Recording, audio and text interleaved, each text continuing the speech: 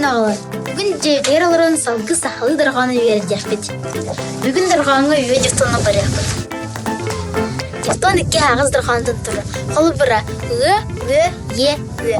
Üye dırğan iki ağız dırğandan turur. Üye onu bir iki dırğanı verip bit. Hangi tırlar gelirleri?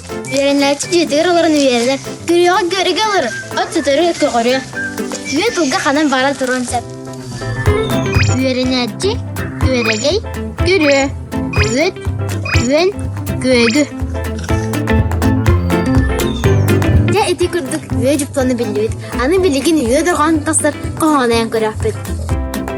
Üyerenetçi boğalanmıd, üyerenevit cevdir olaran.